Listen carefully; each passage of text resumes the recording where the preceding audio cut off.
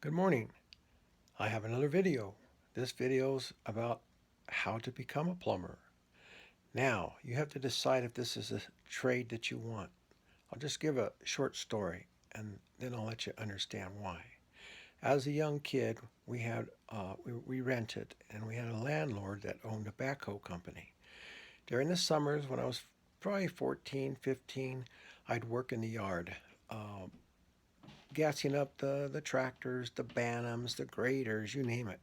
And the mechanic would take us out to the field and we'd see these plumbers out there.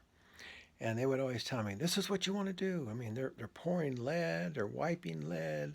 I mean, they're just beautiful pipes are going in the ground all over the place, just watching these guys. And every time I'd work with them, they'd say, this is what you want to do. You don't want to be a backhoe operator. I'm like, well, these are both good jobs.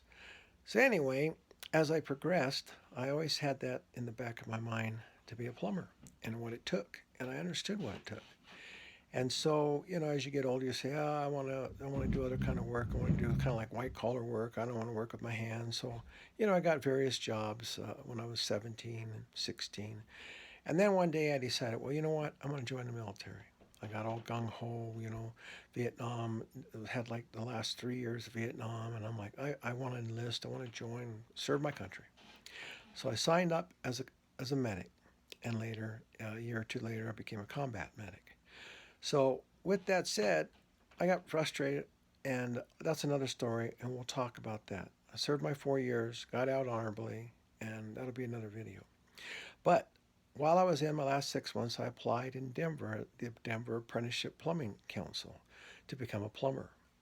Well, when I got out, 3 weeks later, they were getting the apprentices, and I ended up being, I think, number 21, 22, the last apprentice. And part of that is the apprenticeship coordinator was calling the Air Force Base and talking to me and stuff like that. And so I think he was impressed with me. So when you join, you sign what they call an apprenticeship agreement. And this agreement, you're an indentured, I call it indentured servant, but you are indentured to the union. And it's not just the union. If you go non union, you have to sign an agreement, or you should be signing an agreement with your employer and go through school. Now, because I was in the military and because this was an approved program, I got the GI Bill, which meant for me, instead of being, paying for the dorm and all this stuff, they gave me money to support my one child and my wife. So I think I was getting at that time, this is the 70s, I was getting $300, $400 a month, and I got that for 4 years. So it worked out good. It really helped me that first year because, I mean, we're talking minimum wage the first 6 months, and you're learning the trade. You're going to school. You're spending gas. You're going to work all day, 40 hours a week, and then you're going to school twice a week. On Saturdays, you're going welding. You're doing brazing. You're doing soldering. Oh my gosh! So you're doing a lot of school, believe it or not. Well, that's how I progressed to become a plumber.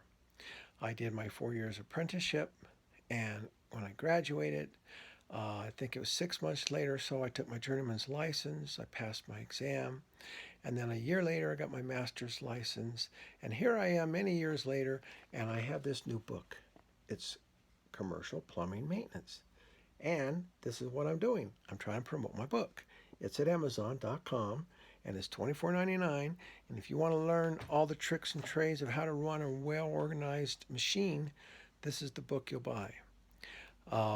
You will learn to control the work and not let the work control you. But being an apprentice is can be very hard. You work a lot of hours, and it's demanding on you and your family. But in the end, it's worth it. Every 6 months, you get a pay raise, and it's a good pay raise. And by the time you're done, you make.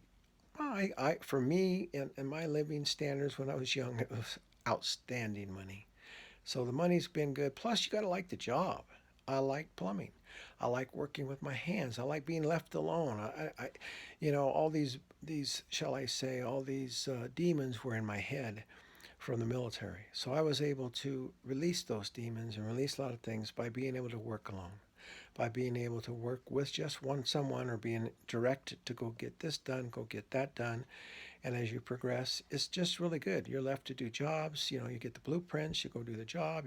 You bring people to your site, you become a foreman, so on and so forth. But being an apprentice and joining, make sure you're in an approved apprentice program. The federal government runs the apprentice programs. And so if your employer doesn't know about it, just contact your local, I'm not sure what it's called, but it's a federal agency that handles apprentices.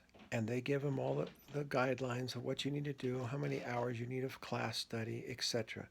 So, don't let them trick you. Don't let them fool you if you're going non-union.